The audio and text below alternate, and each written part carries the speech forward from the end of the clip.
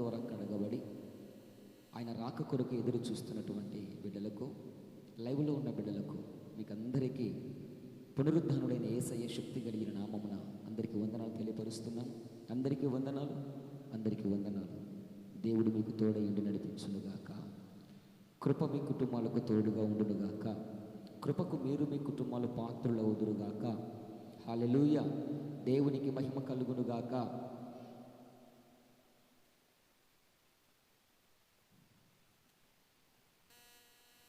ఒకానొక సందర్భంలో పరిశుద్ధుడైన దేవుడు సృష్టిలో ఉన్నటువంటి బిడ్డలతో మాట్లాడుతున్నాడు. ఏమని అంటే, బాగా వినండి.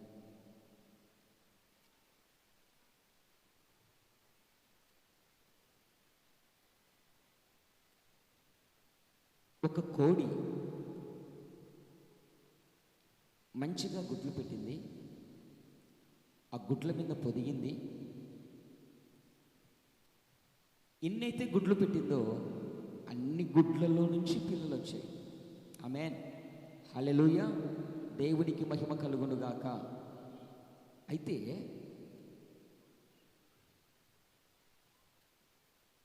అన్ని గుడ్లలో నుంచి పిల్లలు వచ్చినటువంటి ఆ తల్లి కోడి తన పిల్లల్ని చాలా చక్కగా కాపాడుకుంటుంది. తన పిల్లల్ని చాలా చక్కగా భద్రపరుచుకుంటుంది.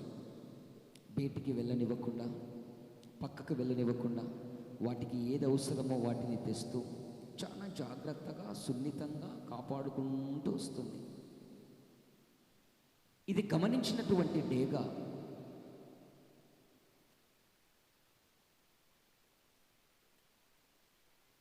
ఆ కోడి వైపే చూస్తుంది. ఎప్పుడెప్పుడు ఆ కోడి రెక్కల కింద నుంచి ఆ పిల్లలు బయటికి వస్తాయా, వాటిని తన్నుకొని వెళ్ళాలా, ఇది గమనిస్తుంది. లోపల రెక్కల కింద ఉన్నటువంటి పిల్లలకి సంగతి తేలటం లేదు, కానీ తన రెక్కలతో తన పిల్లలను కప్పిన తల్లి కోడికి అర్థమైంది. ఆమేన్, హల్లెలూయా. దేవునికి మహిమ కలుగునుగాక. తల్లి కోడికి అర్థమైంది తన పిల్లలకు ఏది ముప్పు పొంచి ఉందో. శత్రువగు డేగ ఎదురు చూస్తుంది, ఎప్పుడెప్పుడు తల్లి కోడి నుంచి ఆ పిల్లలు రెక్కల నుంచి బయటికి వస్తాయా అని. అవకాశం ఇవ్వటం లేదు, ఛాన్స్ ఇవ్వటం లేదు. ప్రతిరోజు అవకాశము కొరకు తన చుట్టూ తిరుగుతూనే ఉన్నాడు. ఎవరు? శత్రువైన డేగ.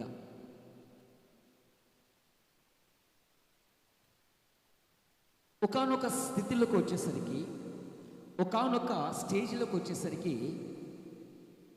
తన తల్లి కోడి పిల్ల కోడితో చెప్తుంది, ఆ పిల్లలతో, నానా దినాలు మంచివి కాదు, చాలా భయంకరమైన దినాల్లో ఈరోజు మనము కాలం గడుపుతున్నాము. ఈ భయంకర దినాల్లో దేవుడు మిమ్మల్ని నాకిచ్చాడు. కాబట్టి ఎంతైనా మిమ్మల్ని నేను కాపాడుకోవడం ఒక తల్లిగా, ఒక తండ్రిగా నా బాధ్యత. కనుక లోకం మంచిగా లేదు, మీరు నా రెక్కల కింద ఉండండి, నా రెక్కల కింద ఉండండి. ఎందుకు ఈ విషయం చెప్తున్నా, ఇన్నాళ్ళు ఎందుకు చెప్పలేదంటే, అప్పుడు తెలిసి తెలియనటువంటి స్టేజ్, కానీ సర్టెన్ ఏజ్ నీకు వచ్చింది, ఒక వయసు నీకు వచ్చింది. మంచి చెడు ఏది చెయ్యదగినది, ఏది చేయకూడనిది, ఎక్కడ ఉండాలి, ఎక్కడ ఉండకూడదు, ఇది తెలుసుకునేటువంటి స్టేజ్కి మీరు వచ్చారు. కనుక ఈ స్టేజ్కి రాకపోతే ఆ దినాన నేను చెప్పిన ఈ మాటలు వ్యర్థమవుతాయి. కనుక ఈ మాటలు వ్యర్థము కాకుండా మీరు మిమ్మల్ని నా రెక్కల కింద భద్రంగా పెద్దగా చేశారు.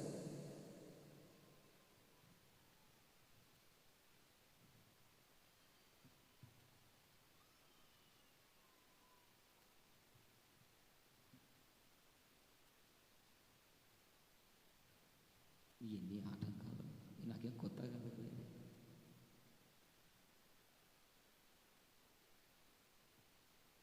ప్రైజ్ ది లార్డ్, హల్లెలూయా. దేవునికి మహిమ కలుగును గాక. ప్రతి డిస్టర్బెన్స్ అంతా కూడా తొలగిపోవును గాక. పరిశుద్ధాత్ముడు ధారాళముగా మనతో మాట్లాడును గాక. ఆమేన్. మీరు చిన్నగా ఉన్నప్పుడు చెప్పిన మీకు అర్థం కాదని ఈ విషయాన్ని ఇన్నాళ్ళు దాచా. ఒక యుక్త వయసు వచ్చింది, మంచేదో చెడేదో ఆలోచన చేసేటువంటి స్టేజ్కి మీరు రాగలిగారు కనుక ఒక తల్లిగా ఒక తండ్రిగా నా బాధ్యతను మీకు చెప్తున్నా. నేను చెప్పవలసింది మీతో చెప్తున్నా. ఇదిగో, నా రెక్కల కింద ఉన్నన్ని దినాలు మీరు చాలా శ్రేష్టంగా ఉంటారు. మీకు తెలియదు, మిమ్మల్ని మృంగివేయటానికి శత్రువగు డేగ మీ చుట్టూ తిరుగుతుంది. పసికందుగా ఉన్నప్పుడే మీ ప్రాణాలు తీయాలని, మిమ్మల్ని తన్నుకొని పోవాలని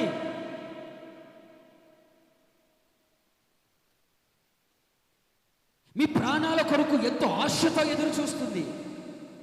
కానీ ఇంతవరకు మీరు ఎలా రాగలిగారంటే, ఈ స్టేజ్ వరకు, ఈ వయసు వరకు ఎలా రాగలిగారంటే దానికి కారణం ఏంటో తెలుసా? నా రెక్కలతో మిమ్మల్ని కప్పాను. కొడదామా చెప్పట్లు కడిగేసాయి బిగరగా. నా రెక్కలతో మిమ్మల్ని కప్పా. సహజంగా కుటుంబంలో 3 లేకపోతే 4, 5 మంది పిల్లలుంటే అందరి మైండ్ ఒకలాగా ఉండదు కదా? ఉంటుందా? మీరు చెప్పండి. మా పెద్దోడు చాలా మంచోడన్న, మా రెండోడు ఉన్నాడు చూడను కాళాంతకుడు, చూసిదమ్మంటే కాలు చూస్తాడు. మా చిన్నోడు ఉన్నాడు చూడను, వాడి జీవుడు చెప్పడానికి మాటలే లేవన్నా, వాడు ఎప్పుడు ఏ రకంగా ఉంటాడో తెలియదన్నా. మా 4వ వాడు ఉన్నాడు చూడన్నా, వాడు వాళ్ళ తాతని మించినోడన్నా. 5వ వాడు ఉన్నాడు చూడన్నా, వాళ్ళ ముత్తాతని మించినోడన్నా. వాడు సామాన్యుడు కాదన్నా. పిల్లలు లేరు దేవుడి సన్నిధిలో మొరపెట్టి ఏడుస్తే ఇలాంటి దరిద్రమైన పిల్లల్ని ఇచ్చాడు దేవుడు. ఎవరు మనకి పలికే మాట ఇది? ఎవరు పలికే మాట ఇది? మనుషులు పలికే మాట. దేవుడు దరిద్రమైన పిల్లలు నీకు ఇయ్యడు. ఆమేన్ చెప్పండి. ఎవరికి ఇచ్చినాడా? నువ్వు దేవుని దగ్గరికి రాకుండా దరిద్రతలో ఉన్నావు కనుక నీ పిల్లలు కూడా దరిద్రతలోనే పెరుగుతున్నారు. పెంచే విధానం నీకు తెలియలేదు కనుక వాళ్ళ పెంపకంలో లోపం వచ్చింది. దేవుళ్ళను స్థిరంగా ఉండటం లేదు కనుక వాళ్ళు స్థిరంగా ఉండటం లేదు. దేవుళ్ళు నువ్వు దేవుని మాట వినటం లేదు కనుక వాళ్ళు వినటం లేదు.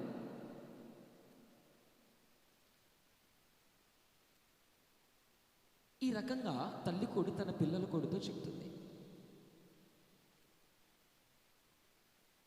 కోళ్ళు చూశారు అందరూ, ఏమంత సీరియస్ కూర్చున్నా నాకు వెళ్ళి, ఓహో మంచిగా వింటున్నారా? దేవునికి మహిమ కలుగునుగాక, దేవునికి ఘనత కలుగునుగాక. అట్లనే ఉండండి. ఇంకా అట్లా ఉంటే టైం చూసుకుంటే అమ్మా ఎంతసేపు చెప్పినాడే మంచి అంటారు. దేవునికి ఘనత కలుగునుగాక. హల్లెలూయా. నా దేవుడు మీ తలంపులకు ఆలోచనలకు కావలిగా ఉండునుగాక. మీ మనస్సు, మీ మెదడు, మీ సర్వాంగాలు నా దేవుని ఆధీనంలో ఉండునుగాక. ఆమేన్. రైట్, వినండి జాగ్రత్తగా.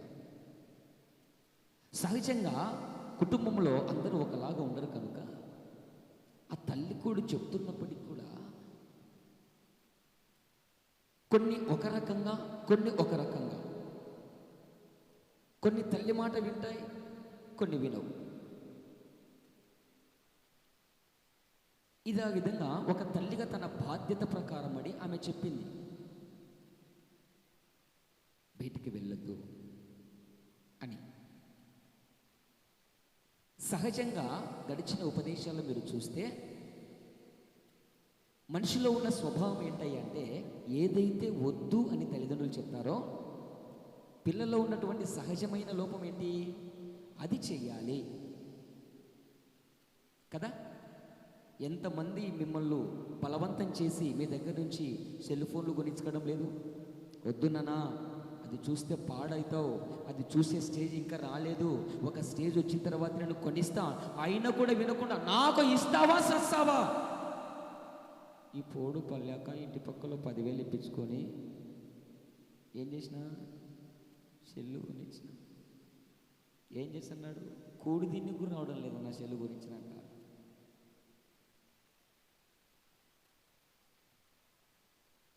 వీటిలో కొన్ని బాగా వినండి. ఒక ముద్దలో కొంచెము పులిసినది కలిస్తే ముద్దంతా ఏమవుతుంది? చెప్పాలి, మీరు మౌనంగా ఉండొద్దు. మీరు జీవము కలిగిన దేవుని సంఘమై ఉన్నారు. ఆమేన్. భూ సంబంధమైనటువంటి ఆ సంఘాలు అవి నిశ్చలమైనవి, కదలలేనివి. మీరు జీవముతో ఉన్న సంఘాలు. ఆమేన్. మాట్లాడండి, పలకండి. అర్థమైనప్పుడు ఆమేను, స్తోత్రము, చప్పట్లు కొట్టి ఏదో ఒకటి స్పందించండి. నిశ్చల స్థితిలో అలాగే ఉండొద్దు. నువ్వు అలాగే బిగుసుకుపోయినావు అనుకో, నాకు డౌట్ వచ్చేది ఉండకపోయినావని. హల్లెలూయా. కాబట్టి జాగ్రత్తగా స్పందించండి. ఈ విషయాలు చెప్తున్నాయి. ముద్దలో కొంచెం పులిసినదైతే ముద్దంతా పులిసిపోతుందట. ఆ రకంగా తయారైనారా పిల్లకోడు? ఒక స్టేజ్ వరకు జాగ్రత్తగా కాపాడుకుంటూ వచ్చింది తల్లి. ఆ స్టేజ్ అయిన తర్వాత ఒక కోడి ఇటు రెక్కల కింద తన పిల్లల్ని కప్పితే, పిల్లకోడి ఉంది కదా, ఈవలకొకటి ఈవలకొకటి, ఇది ఈ సంఖలోంచి ఒకటి, ఈ సంఖలోంచి ఒకటి, రెక్కతో అట్టగొట్టి మళ్ళీ లోపలికి వచ్చాలంట. ఈ రెక్కతో ఇట్టగొట్టి మళ్ళీ లోపలికి వచ్చాలి. ఎందుకు? ఏందో మా కొరకు తిరుగుతుందంట. మా మమ్మీ అన్ని డబ్బు చిక్కు మాటలు చెప్తుంది, డబ్బా మాటలు చెప్తుంది. లోకంలో ఉన్నవి చూడి కదా, కళ్ళు ఎందుకున్నాయి? లోకంలో ఉన్నటువంటి ఆనందాన్ని చూడి కదూ, నేత్రానందం.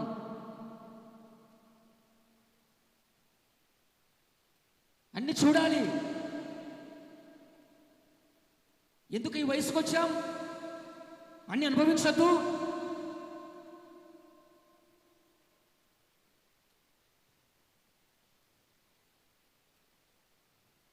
అన్నిటిని అనుభవించడానికే దేవుడు ఈ లోకానికి పంపించాడు. శరీరాశ, నేత్రాశ, జీవపు డంబము ఇవన్నీ మనిషి అనుభవించాలి.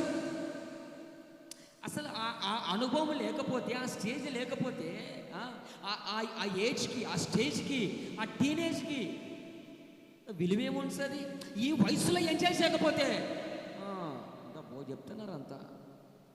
అందుకే నేను మమ్మీ ప్రార్థనకు రాను, అందుకే డాడీ ప్రార్థనకు రాను. మన పాస్టర్ ఎప్పుడు అట్టుండాలి, ఇట్టుండాలి, ఇట్టుండాలి, అట్టుండాలి, అట్టుండాలి. ఆ పాస్టర్ ఏమన్నా అనుభవించి వచ్చినాడు, మేము కూడా అనుభవించి 10 మందికి చెప్పాలని.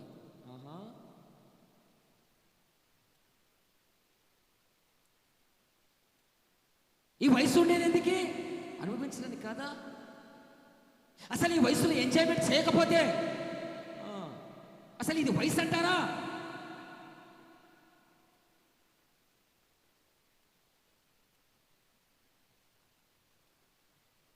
అలాని తన నిండు యవ్వన ప్రాయం, తన నిండు యవ్వన జీవితాన్ని ఎంజాయ్ చేయడానికి అలా పిక్నిక్ వెళ్ళిందట, అలా విహారయాత్రకి వెళ్ళిందట. అది శత్రువుల దేశం. శత్రువు అనుక్షణము నీ కొరకు పంచి ఉండే దేశం. నీ చుట్టూ ఉన్నవారు మంచివారు కాని దేశం. అలాంటి దేశంలో మర్యాదగా నాయన, అమ్మ, అన్న, తమ్ముళ్ళు చెప్పిన మాట వినకుండా ఎందుకెళ్ళావే పనికి మాలదానా?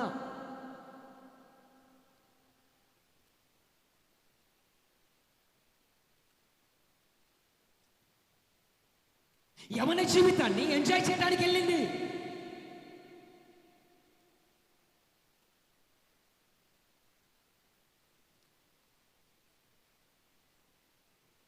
తన యవన జీవితాన్ని ఫ్రెండ్స్తో కలిపి టైం పాస్ చేయడానికి వెళ్ళింది.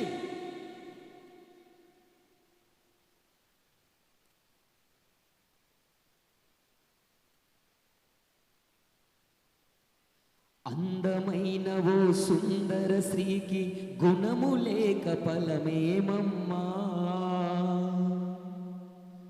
పంది ముక్కున బంగారు కమ్మి పెట్టిన ఫలితం లేదమ్మా. అందమైన దీన శక్యములు హద్దు లేక ఏమైందమ్మా,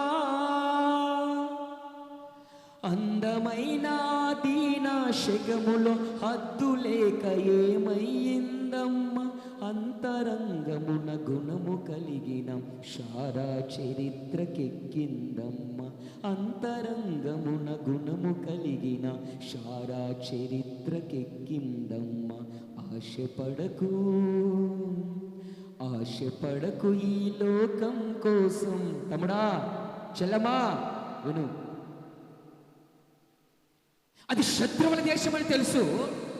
తల్లిదండ్రులు చెబుతున్నా, అన్న తమ్ముళ్ళు చెబుతున్నా వినకుండా తన యవన జీవితాన్ని, తన యవన కోరికలు తీర్చుకోవటానికి అలా పిక్నిక్ వెళ్ళింది.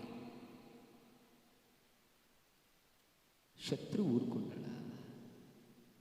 ఎందుకు సంఘంలోనికి లోకంలో ఉన్న చెత్త ఇక్కడికి రాకూడదని ప్రతి ఉపదేశం ఎందుకు చెప్తున్నాను తెలుసా? సంఘము నీలో ఉన్న అపవిత్రతను, సంఘము నీలో ఉన్న లోపాన్ని, సంఘము నీలో ఉన్నటువంటి సమస్త దుర్గుణాలను ఖండించి, పెకలించి, పెళ్ళగించి నీ నుంచి తీసివేసేది సంఘం.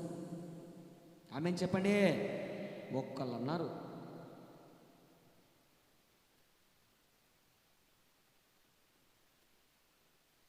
లోకం ప్రవర్తించిన రీతిగా నువ్వు ఇక్కడ వచ్చి ప్రవర్తిస్తే అవసరం లేదు. సంఘానికి అవసరం లేదు, పరిచర్యకి అవసరం లేదు, అసలు నా దేవునికి అవసరం లేదా? ఆమేన్. గట్టిగా చెప్పండి. కూడా ప్రభునామాన్ని కనపరచు. నా దేవునికి అవసరమైనది కదా సంఘంలో ఉండాల్సింది.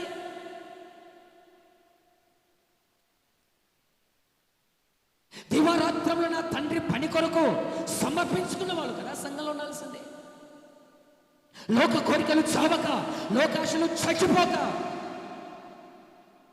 వాళ్ళ వల్ల సంఘం పాడవుతుంది, సంఘం నాశనం అవుతుంది. వాళ్ళ వల్ల సంఘానికి ఒరిగింది ఏం లేదు. అలాంటి వాళ్ళను దుష్టుడు ఆధారం చేసుకొని సంఘాన్ని పాడు చేస్తాడు, సంఘాన్ని పతనం చేస్తాడు, సంఘాన్ని నాశనం చేస్తాడు. ఈ ఎంతకాలంలో జరుగుతున్నది అదే.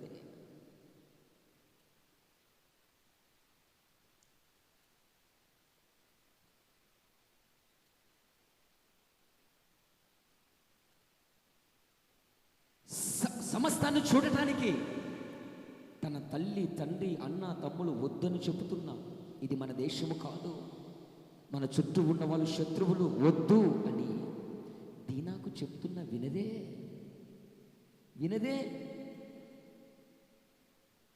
ఇక్కడ ఈ పిల్ల కొల్ల పరిస్థితి కూడా అదే. శత్రువు ఉన్నాడు, నా దగ్గర కింద ఉండండి. ఇంట్లో కుదురుగా ఉండరా? ఇంట్లో నీకు ఏం తక్కువ చేశా?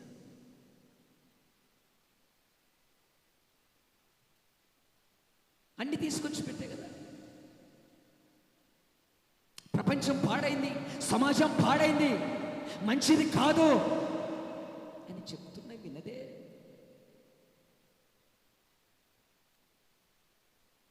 దుర్బోధలు వచ్చాయి, దయ్యాల బోధలు వచ్చాయి.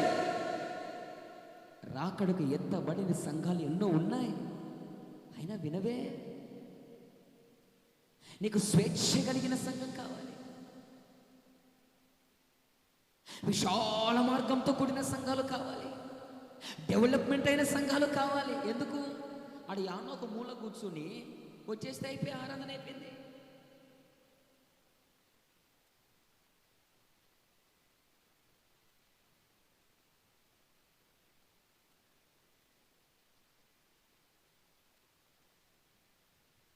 ప్రపంచం పాడైంది, అపవిత్రతలోనికి వెళ్ళిపోయింది. అరే చెప్తే వినదే.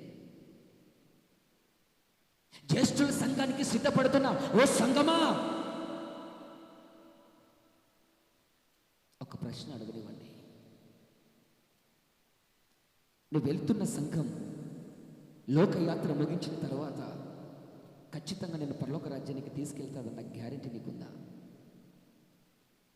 మీకు బాగా అర్థం కావటానికి, ఎత్తబడే సంఘములో నువ్వు ఉన్నావా, లేకపోతే విడిచిపెట్టబడే సంఘంలో నువ్వు ఉన్నావా? ఒకసారి పరీక్షించుకో. ఇష్టానుసారమైన భక్తి, ఇష్టానుసారమైన ప్రార్థన, ఇష్టానుసారమైన దేవుడు, నచ్చితే రావడం, నచ్చకపోతే మానేయడం, కోరికలు తీరిస్తే రావడం, కోరికలు తీసుకపోతే నువ్వు కాకపోతే ఇంకొక దేవుడు.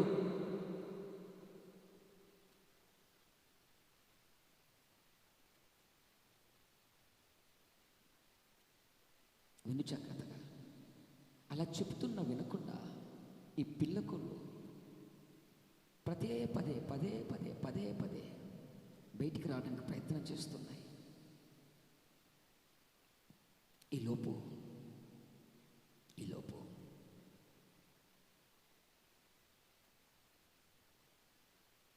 అంత వినట్టే ఇంటూ,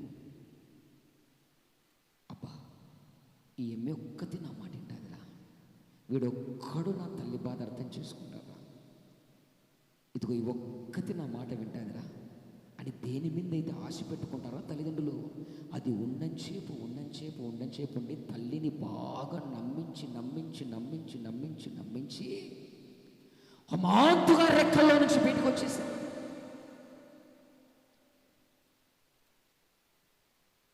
అమాంతుగా రెక్కలు సాటులో నుంచి బయటకు వచ్చేసింది.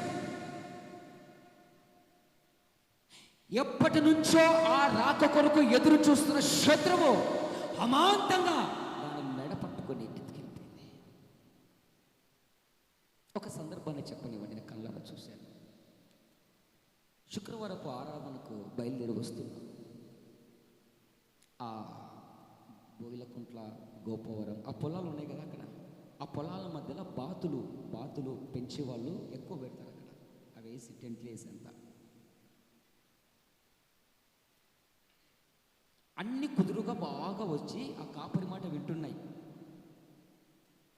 ఇలాంటివి చాలా అబ్జర్వ్ చేస్తారు. ఇదిగో ఇలాంటప్పుడు పరిశుద్ధాత్మ దేవుడు ఎట్లా తీసుకొస్తాడు ఆ ఉపమానాలు తెలియదు.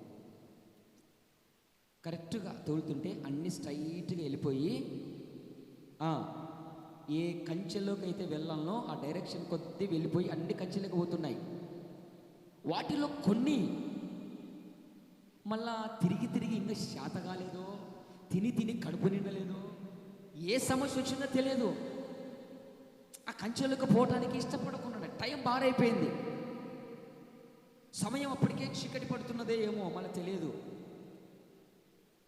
వస్తున్నానో వెళ్తున్నానో నాకైతే కరెక్ట్ గుర్తు లేదు, కానీ సందర్భాన్ని చెప్తున్నా.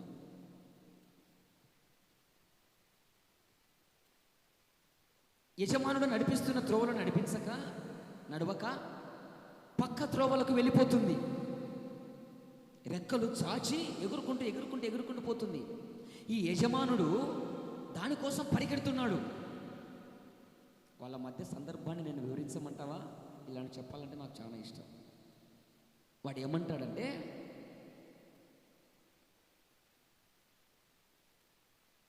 సాధారణంగా ఆ వ్యక్తి ఏమనుకుండా పరిగెడుతున్నాడు. ఎందుకంటే మాట్లాడినా అది వినేటువంటి స్వభావం కాదు అది.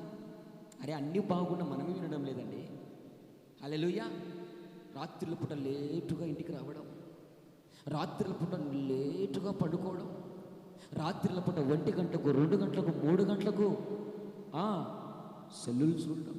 నాకు తెలియక అడుగుతాను, ఇప్పుడు నువ్వు ఏం పని చేస్తున్నావని నీకు సెల్ అవసరం? ఏమి సించి పొడుస్తున్నావు నీకు సెల్ కావాలా?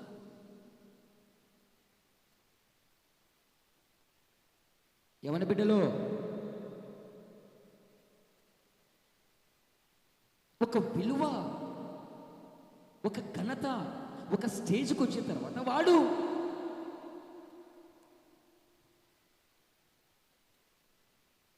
రాత్రిల పూట లేటుగా పండుకోవడం, సగరవద్దాక సెల్లులు చూడడం, దాంట్లో అపవిత్రమైనవి చూడడం. మొన్న రీసెంట్గా నంది కొట్టుకో ఏ ఊరది, ముచ్చుమర్రి, చిన్న పాప అండి, 9th class 8th class 10th class కూడా అయిపోలేదట. ఎందుకు వాళ్ళలో అంత కామపు కోరికలు ఎక్కువైపోయాయి? దేన్ని బట్టి? దీంట్లో వస్తున్న అపవిత్రమైన వాటిని బట్టి కాదా? ఎప్పుడూ నేను చెప్పా, నాకు ఇచ్చిన ప్రత్యక్షతను బట్టి, పాపము ఎక్కడో లేదో, ఎక్కడెక్కడో ఉన్న పాపం అంతా ఎక్కడికి వచ్చిందో తెలుసా? చెప్పాలి గట్టిగా, అరచేతులకు వచ్చింది. ఈ ప్రవచన గ్రంథం ఏనాడో యోబు గ్రంథంలో మాట్లాడిపోయింది. పరిశుద్ధాత్మదేవుడు ఆనాడే మాట్లాడి వీటి గురించి. పాపము నీ చేతిలో ఉండగా నువ్వు దాన్ని విడిచిపెట్టిన ఎడల బ్రతుకుతావు, లేకపోతే చచ్చిపోతావు అంతే. చచ్చిపోనికైనా నాకు సంతోషమే, కానీ దీన్ని వదిలిపెట్టుకోలేను, ఉండలేను.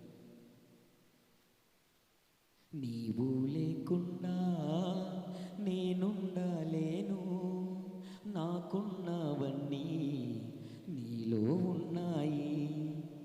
దేంట్లో ఉన్నాయి కదా. గెలుకు ఏం కావాలో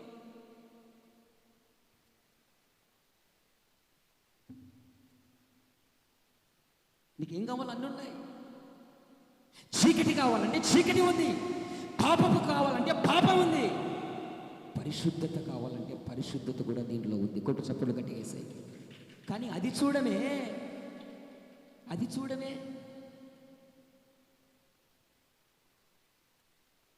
వాడు తమ్ముళ్ళలో పెడతాడు. ఆ రోజు రాత్రి ఏం జరిగిందంటే డాష్, మీరు చూడాలి ఏం జరిగింది. తమ్ముళ్ళలో పెట్టేది అదే కదా, ఇంట్రెస్ట్ కలిగించింది.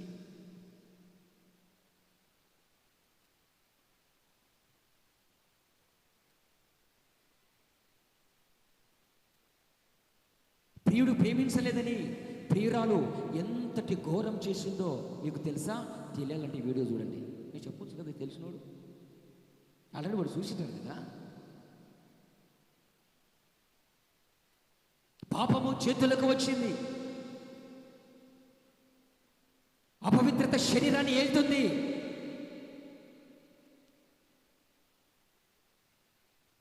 ఎక్కడ చూసినా పాపం. ఆ పాపం అంతా ఇంట్లోకి, కొంపలోకి, చేతులకు వచ్చింది.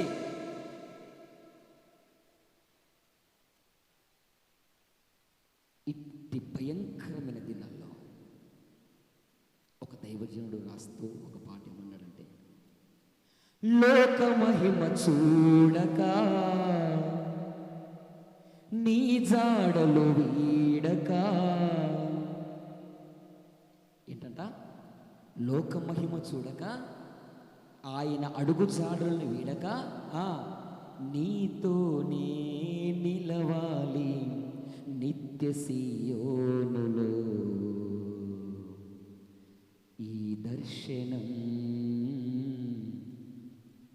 నాశయం.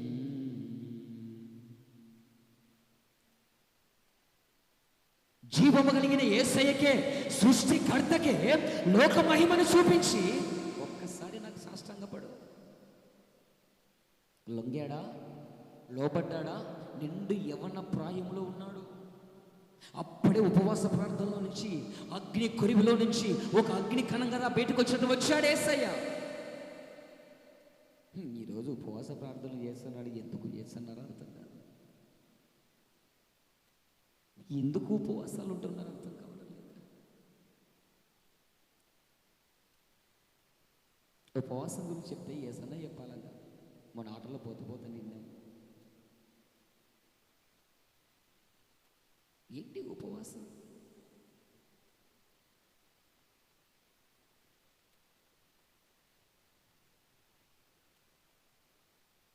కనుక ప్రియులరా, రాత్రిళ్ళ పూట లేటుగా ఉండడం, లేటుగా పండుకోవడం, తల్లిదండ్రుల మాట వినకపోవడం, విన్నట్టే వింటూ తల్లిదండ్రులు అట్లాగే నమ్మించి ఈ పిల్లకొడి ఒక్క పాటున ఎగిరి లోకంలోకి దుంకేసింది. ఇది గమనించినటువంటి శత్రువు అమాంతంగా ఎత్తుకెళ్ళాడు. ఇందాక చెప్పాను కదా, ఆ బాతు అదే రకంగా అదే విధముగా యజమానుడు నడిపిస్తున్నటువంటి మార్గంలో నడవకుండా వంక టింకర మార్గంలోకి, విశాల మార్గంలోకి వెళ్ళిపోతుంది. ఆ వ్యక్తి మొత్తుకొని అడుగుతున్నాడు, అరే వెళ్ళొద్దు వెళ్ళొద్దు, చస్తావు చస్తావు చస్తావు. మర్యాదగా అన్ని లోపలికి వెళ్తున్నాయి, నువ్వు కూడా లోపలికి వచ్చేసేయి, అందరితో పాటు నువ్వు వెళ్ళు. వినటం లేదే అది. అలా రెక్కలు ఎగేసుకుంటూ నన్ను ఆపేటోడు లేడు, నాకు అడ్డగించేది లేడు, నాకు ఏం లేదు, నేను ఇంకా చూడాలి, ఇంకా తినాలి, ఇంకా ఎగరాలి, ఇంకా ఎంజాయ్ చేయాలి, పోతుంది. ప్రియులారా వినండి, అలా బండి పెట్టుకొని చూస్తూ ఉన్నా. అమాంతంగా ఒకడు వచ్చాడండి, 100, 120, 140 బైకోడు రావడమే కసక్కిన దాని గొంతు నెక్కించాడు.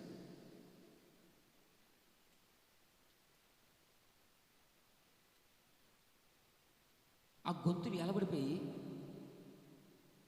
ఇటు కొడుతుంది. ఎగురు పో పరిగెత్తు. నేను అంటున్నా పక్కన, వాడే మళ్ళీ సచ్చిందని ఊరుకున్నాడు. ఉరుకుతువే సించుతువే, ఉరుకు, పరిగెత్తు. మర్యాదగా వాడు కర్ర పట్టుకొని నేను ఇకిళ్ళు వస్తున్నాడు. వాడి మాట వినాలి కదా, ఇంతే గతి పట్టదు కదా, మిగిలినవన్నీ సురక్షితంగా ఉన్నాయి కదా. మందలో అందరూ ఒకలాగా ఉండరు, కుటుంబంలో అందరూ ఒకలాగా ఉండరు. ఇదిగో ఈ బాతుకు పట్టిన గతే ఒకరోజు పడుతుంది. 12 మంది పిల్లల్లో దీనా ఒకటేదో స్పెషల్. మమ్మీ డాడీని బాగా నమ్మిస్తుంది, ఒక్కటే బిడ్డ కదా, గారాల పట్టి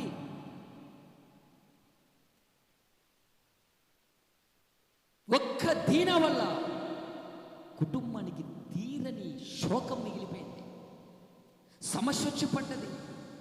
ఆ రకంగా ఇది లోపల ఉండమంటే ఉండకుండా బయటికి వెళ్ళిన వెంటనే అమాంతంగా డేగ వచ్చి ఎత్తుకొందుకుంది. ఎంతైనా అన్ని రోజులు కాళ్ళు నొప్పెడుతున్నాయి వెనక, పరిస్థితులు అతలాకుతలమైన, గర్భంలో నుంచి నా పిల్లల్ని బయటికి తీసుకొని రావాలని తల్లి పడే వేదన అది ఒక్క రెప్పపాటున మర్చిపోయేది కాదు కదా, ఎంతైనా కన్నబిడ్డ కదా. వెంటనే ఏం చేసిందంటే ఒక్క మాట చెప్పింది, దాన్ని రక్షించడానికి వెళ్తున్నాను, మీరు ఎక్కడికి వెళ్ళక ఇక్కడ కుదురుగా ఉండండి అని అమాంతంగా దాంతోపాటు ఎగిరింది. సర్వసాధారణంగా ఇదంతా ఎక్కడ చూస్తాం మనము? పల్లెటూరులో చూస్తాం కదా. దాంతోపాటు అమాంతంగా ఎగిరింది. ఎక్కడ? సర్టెన్ హైట్ వరకే కోడి ఎగరగలదు, దాన్ని మించి ఎగరలేదు కదా. అలా పిల్లలు పోగొట్టుకొని చెప్తున్న వినకుండా వెళ్ళింది. శత్రువుకు ఆహారమైందే అని చెప్పి బాధతో పోయిందేదో పోయింది, పాడయ్యేదో పాడైపోయింది, చెప్పిన మాట వినకుండా పోయింది, దాని సావు అది చచ్చింది. మిగిలిన వాటినన్నా బతికించుకుందామని ఆశతో మిగిలిన వాటి దగ్గరికి వస్తే అవి లేవక్కడ.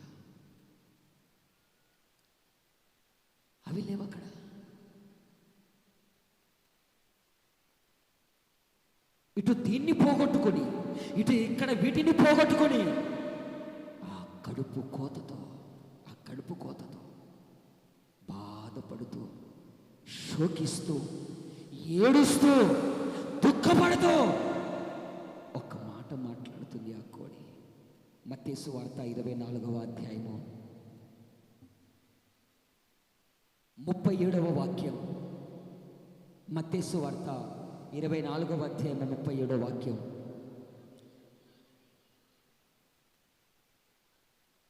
మత్తయి సువార్త 23వ అధ్యాయము 37వ వాక్యం.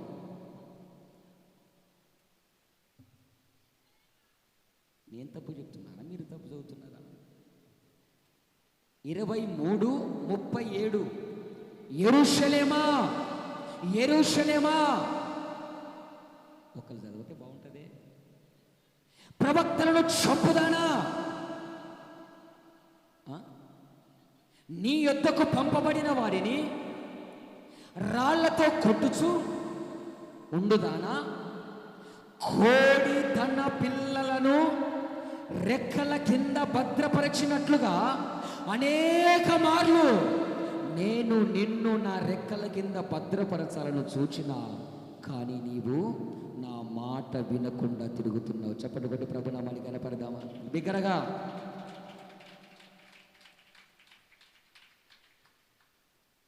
యేసయ్య పరిచర్య చేస్తున్న దినాల్లో తనను తాను ఒక కోడితో పోల్చుకుంటున్నాడు.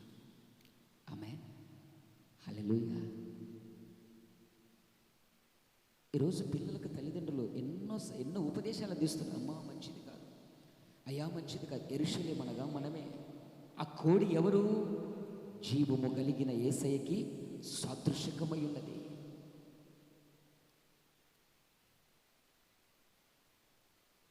ఆ ఏదైనా తోటలో అక్కడ ఆదాము ఆవను పోగొట్టుకున్నాడు. పోగొట్టుకున్న సంతతి అంత పాడైపోయింది, పతనం అయిపోయింది.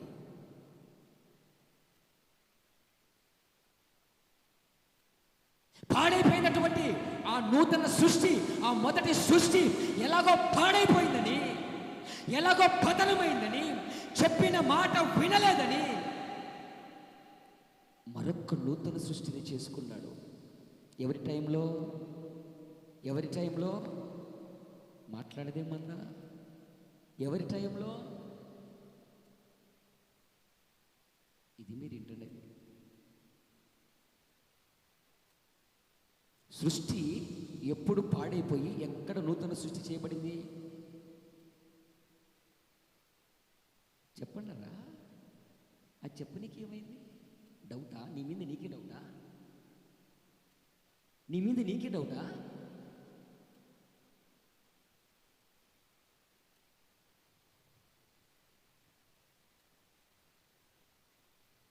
నోవహు అంటే ముందు సృష్టి, నోవహు తర్వాత సృష్టి. రెండింటిని పోలిస్తే ఇటు ఇది పాడైంది, అటు అది పాడైంది. ఏం చేయాలో దిక్కు తోచని పరిస్థితిలో ఆ తల్లి కొడి అలా ఉండిపోయింది. ఏం చేయాలో అర్థం కాలే. తన కోడి ఎవరితో వెళ్ళపుచ్చుకోవాలని అర్థం కాలే. తన బాధ ఎవరితో చెప్పుకోవాలని అర్థం కాలే. పిల్లల్ని పెంచి పెద్దవారిగా చేసేది, మాట వింటారనుకున్నది. నా మాటకు నా పిల్లలు లోపడుతున్నారులే అనుకున్నది. నా మాట తూచా తప్పకుండా పాటిస్తున్నారులే అని అనుకుంటుంది. పిల్లలు, ఈరోజు నీ స్థితి అదేగా విధంగా ఉందా? పిల్లలు తల్లిదండ్రులు నమ్మించి, నమ్మకాన్ని చూపించి ఈరోజు ఎంతమంది తల్లిదండ్రులకు శోకాన్ని, దుఃఖాన్ని మిగిలించలేదు? ఎంతమంది బాధను మిగిలించలేదు? నా బిడ్డ నిప్పు, అది తప్పు చెయ్యదు, నా కొడుకు గురించి నాకు తెలుసు, అంత నమ్మకం పెట్టుకున్నాడు నీ తల్లిదండ్రులు నీ మీద. నువ్వేమో ఏం చేస్తున్నావు?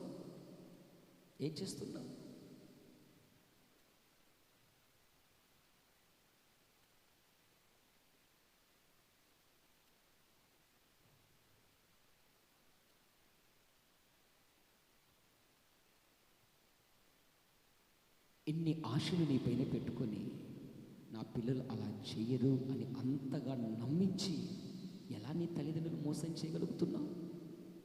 ఎలా నీ తల్లిదండ్రులకు శోకాన్ని, దుఃఖాన్ని, బాధను మిగిలిస్తున్నావు? ఎలా నలుగురిలో తల దించుకోలేని దానిగా, తల దించుకోలేని వాడిగా నీ తల్లిదండ్రులను నువ్వు చేస్తున్నావు? ఒకటి చెప్తా వినండి. బతికినన్ని దినాలు నీ ద్వారా నీ తల్లిదండ్రులకు ఘనత, ఆనందము, సంతోషము రావాలి. కానీ అవి రాకున్నా పర్వాలేదు, కానీ నువ్వు బతికినన్ని దినాలు నీ ద్వారా కుటుంబంలో తీరని దుఃఖం మిగిలించుద్దు. పిల్లలు, రెండు చేతులు చూడని చెప్తున్నా. ఎవని బిడ్డలో తల్లి అంటది నా బిడ్డ అటువంటిది కాదు, తండ్రి అంటారు నా కొడుకు అటువంటి వాడే కాదు. అంత నమ్మకం పెట్టుకున్న నీ తల్లిదండ్రులు ఎలా మోసం చేయగలుగుతావు? ఎలా వంచన చేయగలుగుతున్నావు?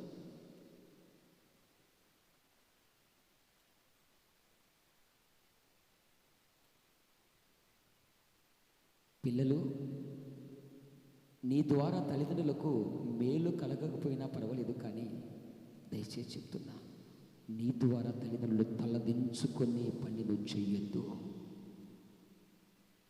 నీ ద్వారా నీ తల్లిదండ్రులు నలుగురిలో నవ్వుల పాలు చేయదు.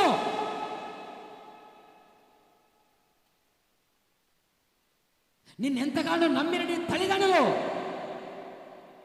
నలుగురిలో సిగ్గుతో తలదించుకునే పని చెయ్యొద్దు.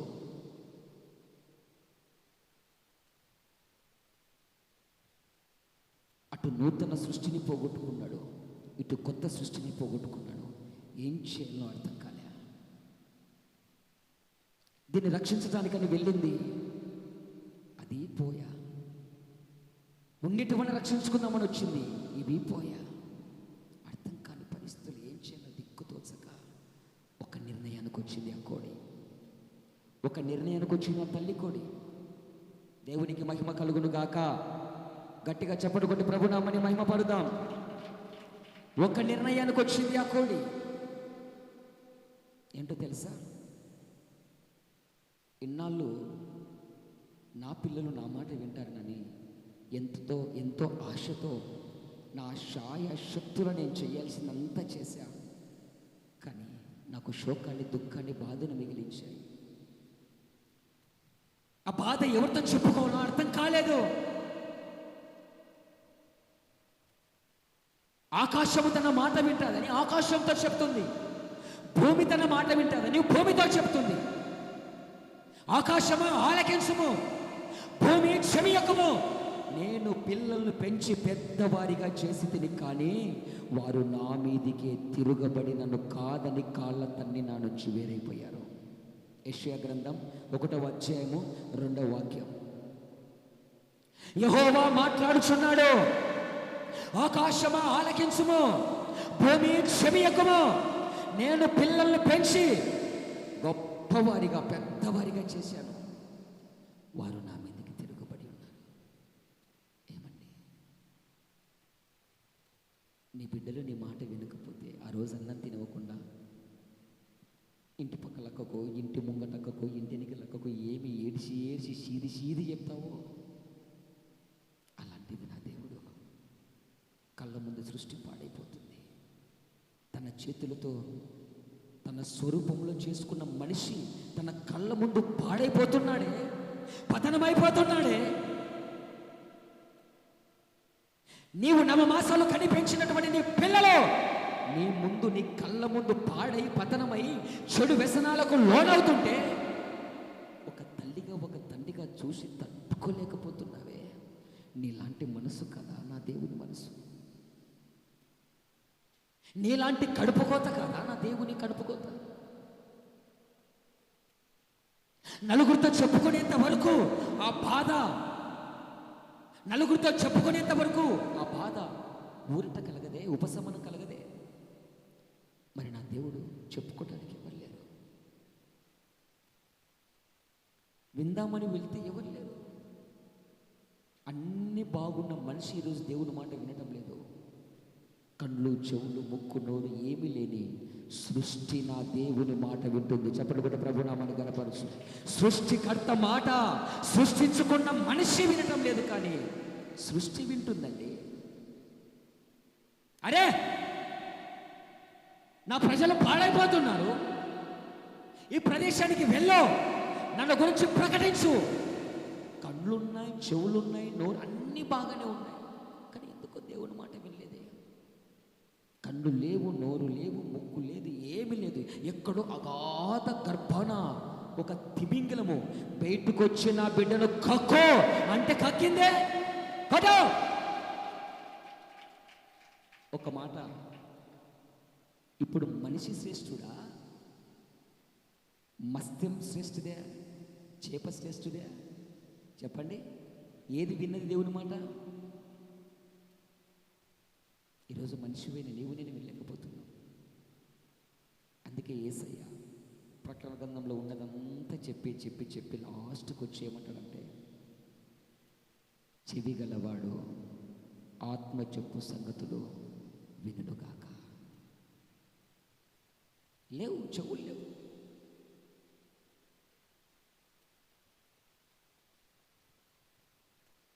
ఆకాశంతో చెప్తున్నాడు, భూమితో మాట్లాడుతున్నాడు, తన బాధ వ్యక్తపరుచుకుంటున్నాడు. ఆయన అర్థం కాని పరిస్థితి. ఇప్పుడు ఒక నిర్ణయానికి వచ్చాడు.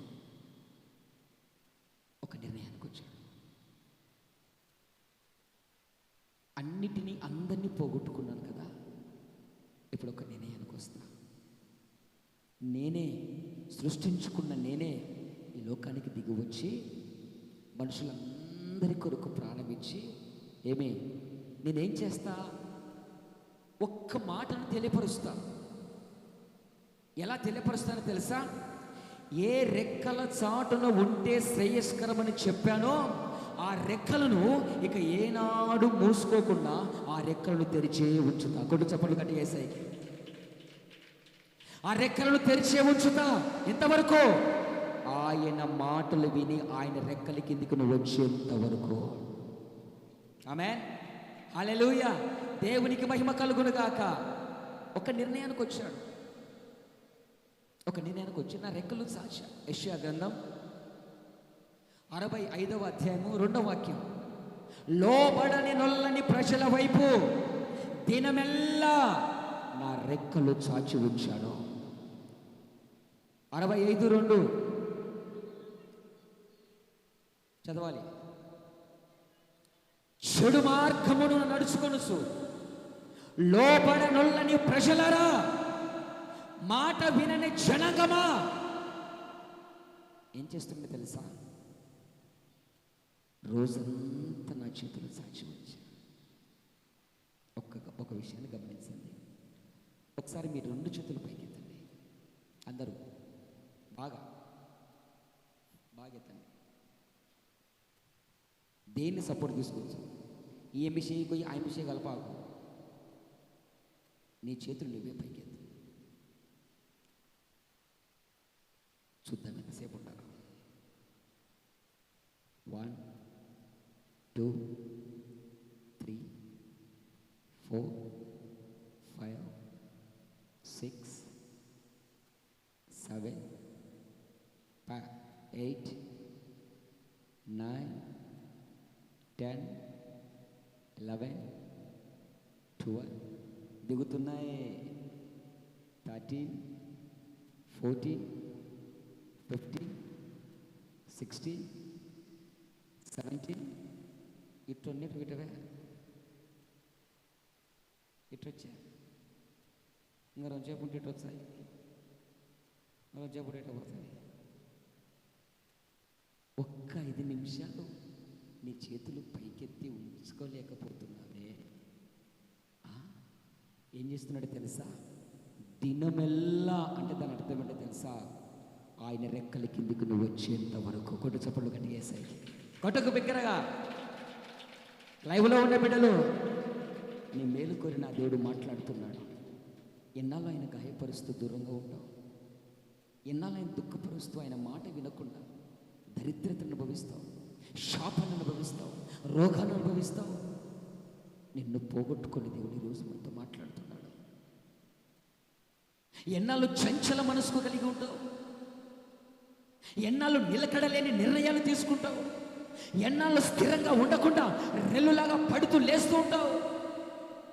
ప్రభు నీతో మాట్లాడుతున్నాడు. నువ్వు ఆయన రెక్కల కింద స్థిరంగా ఉండేంత వరకు ఆ రెక్కలు నీ కొరకు అలాగే చాచి ఉంచాడు ఆయన. దేవునికి మహిమ కలుగుతుంది. నువ్వు జ్ఞానం కలిగిన వాడివి, జ్ఞానం కలిగిన దానివైతే ఏం చేస్తావో తెలుసా? సురక్షితమైన ఆయన రెక్కల కిందికి పరిగెత్తుకొని వచ్చి దాక్కుంటావు. కటో బిగ్గరగా. నువ్వు కడుపుకు అన్నం తినేవాడివైతే, ఒక మనిషి స్వభావం నీలో ఉంటే, ఇర్మియాతో అంటున్నాడు, నా జనులు పశుప్రాలైపోయారు, పశువు కంటే హీనంగా బ్రతుకుతున్నారు. పశువు అంటే గుర్తొచ్చింది. నిన్న మొబైల్లో ఓ పనికి మళ్ళ బ్యాచ్ ఎంతమంది చూశారు? గంభీరంగా బాగా తాగి నోరు లేని పశువును రేపు చేశారట. దీన్ని ఈ నాయలకి పసికందులు చాలే, సంవత్సరం 2 సంవత్సరాల పిల్లలు చాలే, బాత్రూంలో స్నానం చేస్తున్నటువంటి చిన్న పిల్లలు చాలే. ఇప్పుడు ఎక్కడికి ఎగబడ్డారు? నోరు లేని పశువుల మీదకి వెళ్ళిపోయాడు. చూసుకోండి, యూట్యూబ్లో ఉంటుంది. ఆ యజమాడు లబోతిబోని కొట్టుకుంటున్నాడు. మనుషుల మృగాల గంజాయికి అలవాటు పడి, త్రాగుడికి అలవాటు పడి, ఆ మత్తులో తమ కామపు కోరికలు ఎలా తీర్చుకోవాలో తెలియక నోరు లేని మూగ జీవిని రేప్ చేశారట, పాడు చేశారట.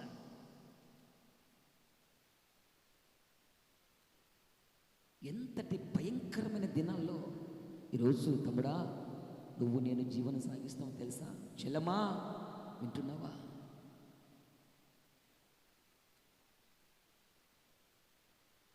ఇర్మియా అంటున్నాడు, నా జనులు పశుప్రాలైపోయారు, పశువు కంటే హీనంగా బతుకుతున్నారు. ఆ పశువన్న యజమానుని స్వరాన్ని విని కరెక్ట్గా వదిలిపెడితే సాయంత్రం ఇంటికి వచ్చి తన కంచెలో అది వండుకుంటుంది. కానీ మనిషికి లేదే. కింద అదే అంటాడు, ఎద్దు తన యజమాని ఎరుగును, గాడిద తన సొంత దొడ్డిని ఎరుగును, కానీ నా ప్రజలకి లేదు. అందుకే అంటున్నా, నువ్వు జ్ఞానం కలిగిన వాడివైతే, నువ్వు జ్ఞానం కలిగిన దానివైతే, నువ్వు తినేది అన్నమే అయితే ఏం చేస్తావో తెలుసా? నిన్ను పోగొట్టుకొని నా దేవుడు నీతో మాట్లాడుతున్నాడు. నువ్వు ఆయన రెక్కల కిందకు వచ్చేంత వరకు ఆ రెక్కలు నీ కొరకు చాచబడి ఉంటాయి. ఆయన ముడుచుకోడు. ఒక్క 5 నిమిషాలు చేతులు పైకెత్తారంటే ఎత్తలేకపోయారు. అలాంటిది దినమెల్లా ప్రతిరోజు ఈ రోజున నా రెక్కల కిందకు వస్తుంది నా బిడ్డ, ఈ రోజున నా మాట వింటుంది నా బిడ్డ, ఈ రోజున నా సన్నిధికి వస్తుంది నా బిడ్డ. సన్నిధి లేక, ప్రార్థన లేక, సహవాసము లేక ఇచ్చలివిడిగా తిరుగుతున్నావు. ఎక్కడ గుటకిమంటవో తెలియదు. నువ్వు నీతిమంతునివి, జ్ఞానవంతుడివి అయితే, సామెతల గ్రంథంలో, కీర్తనల గ్రంథంలో ఒక మాట ఉంటుంది, నీతిమంతుడు పరిగెత్తుకుని వచ్చి ఆయన రెక్కల కింద దాక్కుంటాడట. ఆమె మళ్ళీ ఈరోజు నీ పరిస్థితి, నువ్వు జ్ఞానం కలిగిన వాడివేనా? నీతిమంతుడివేనా? దేవుని మాటలు నీ చెవులు వినబడుతున్నాయా? మరి ఎందుకు ఆలస్యం చేస్తున్నావు? రా, నా దేవుడు నీ కొరికి తన చేతులు చాచి ఉంచాడు. ఎన్నోసార్లు నీ రెక్కల కింద దాయాలను చూశాడు. అదిగో ఆ పిల్ల కొడిలాగా నువ్వు మాట వినకుండా ఇష్టానుసారంగా వెళ్ళిపోయావు. మరలా నా దేవుడు ఒక నిర్ణయానికి వచ్చాడు, నేను చాచి ఉంచుతా. ఎవరైతే, వినండి, కొన్ని కోట్లు విలువ చేసే మాట, ఇన్నాళ్ళు నీ క్షేమాన్ని కోరి నీ కొరకు అహర్నిశలు కష్టపడి దీవారాత్రములు నిన్ను కొనుకగా నిద్రించగా కాపాడిన దేవుడు ఒక నిర్ణయానికి వచ్చాడు. ఇన్నాళ్ళు మీ క్షేమాన్ని కోరి నా సమయాన్నంతా, నా యవనాన్నంతా ధారపోశాను కదా, విను జాగ్రత్తగా. ఇప్పుడు నేనేం చేస్తానో తెలుసా? నా రెక్కలు నీ వైపుకు చాచి, నా చేతులు నీ వైపుకు చాచి పెడతా. ఎందుకో తెలుసా? ఎవడు నా రెక్కల కిందకు వస్తాడో వాడిని భద్రపరుస్తా. కొడదామా చెప్పండి గట్టిగా? యేసయ్య, హల్లెలూయా, హల్లెలూయా. ఎవడు నా కౌగిట్లోకి వస్తాడో వాడిని నేను భద్రంగా కాపాడుకుంటా. ఆమేన్. నీ పిల్లలండి, వాడు అలా ఉంటే నువ్వు ఇలా చేతులు చాస్తే ఏం చేస్తాడు నీ పిల్లడు? అమాంతంగా వచ్చేసి అలా నీ గుండెలను, ఎంత ఆనందం కలుగుతుంది నీకు. నీ బిడ్డ అయితే నీ కౌగిట్లోకి వస్తుంది కదా, పరాయుని బిడ్డ నీ కౌగిట్లోకి వస్తుందా? రాదు.